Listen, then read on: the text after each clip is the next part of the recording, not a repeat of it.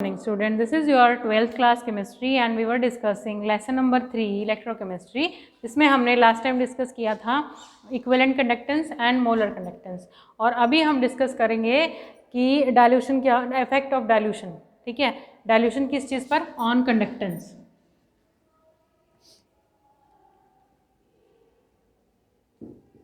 Conductance पे dilution का क्या फ़र्क पड़ता है. आप ये देखिए, आपके पास एक कंटेनर है जिसमें आपने इलेक्ट्रोलाइट भरा हुआ है.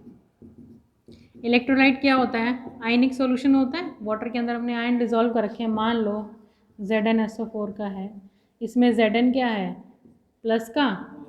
सल्फेट क्या है? नेगेटिव का. यही है. ठीक है, ये आपका जिंक है, ये सल्फेट. ठीक है, तो अब आप पास लिक्विड कम है. ठीक है, लिक्विड मान लो इतना लिक्विड है आपके पास. ये आयंस पास पास हैं, बिल्कुल पास पास है आयंस. तो जब आयंस पास पास हैं तो क्या होगा इसमें कि जैसे ही एरिया बढ़ेगा, मान लो जब बच्चे क्लास में स्टूडेंट बैठे हैं, एक दूसरे के पास बैठे हैं, अगर छोटी क्लास है तो एक दूसरे के नज़दीक बैठेंगे. अगर बड़ी क्लास दे दी जाती है तो आपको दूर दूर बैठा सकते हो आप उनको इजीली. ठीक है, ऐसे ही आयंस के साथ होता है. आयंस का यहाँ पे फोर्स ऑफ अट्रैक्शन क्या है?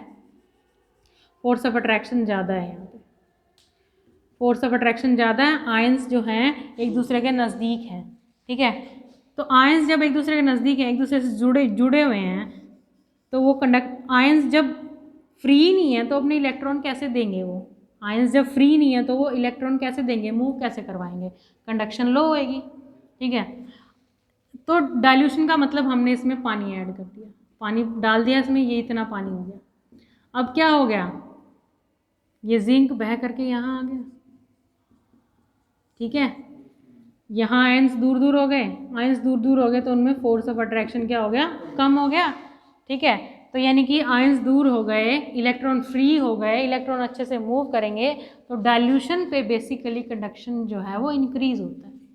डाइल्यूशन पे क्या होता है? कंडक्टेंस इंक्रीज होता है. ठीक है, नॉर्मली.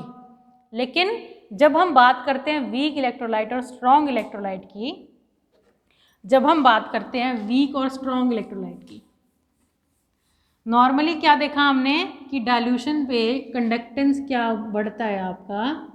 Conductance will increase. ठीक है, इंक्रीज.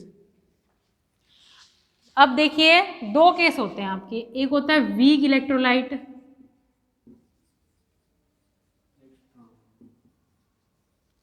एक होता है स्ट्रॉन्ग इलेक्ट्रोलाइट.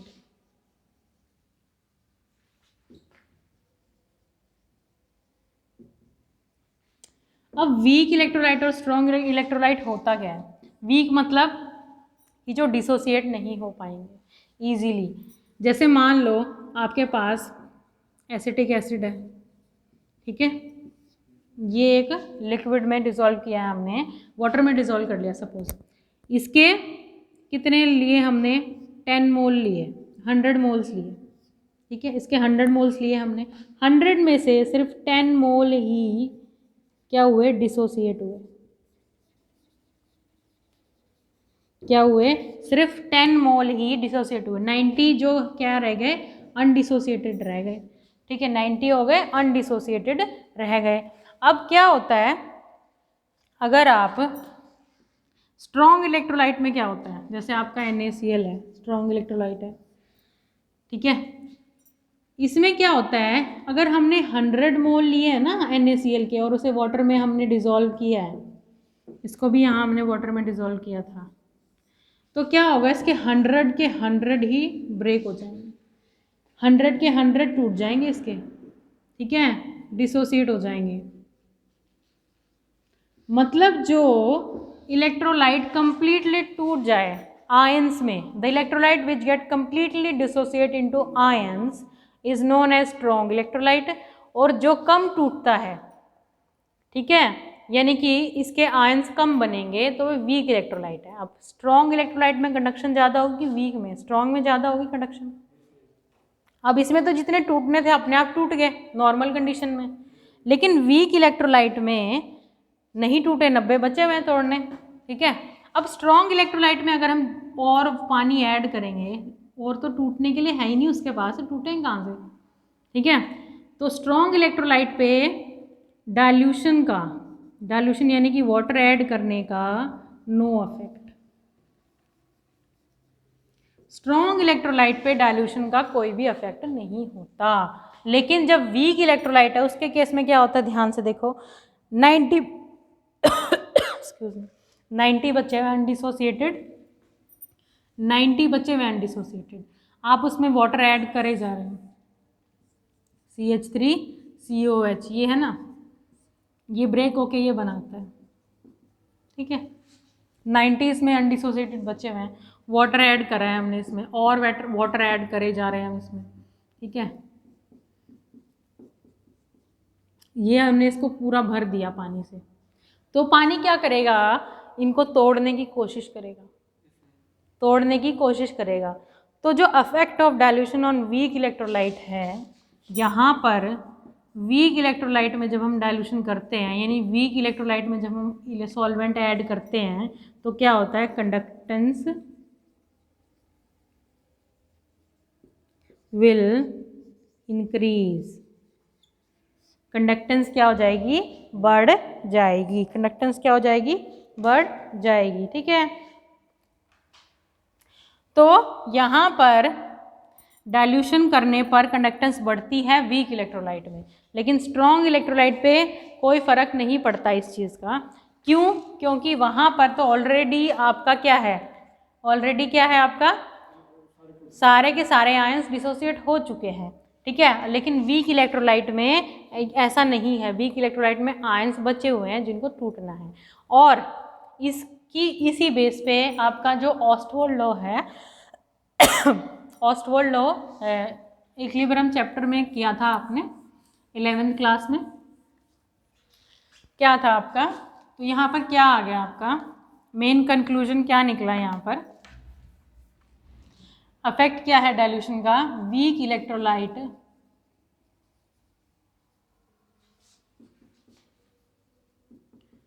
का डाइल्यूशन पे क्या फर्क पड़ता है,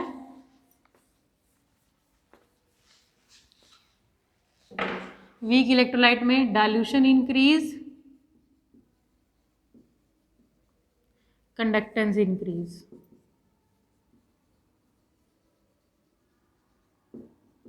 कंडक्टेंस विल इंक्रीज। लेकिन स्ट्रॉन्ग इलेक्ट्रोलाइट में क्या है, when we increase dilution no effect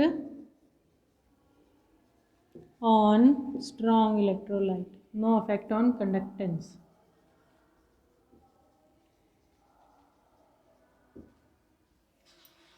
अब ये जो है आपका पता कैसे लगेगा कि इफेक्ट होगा या नहीं होगा,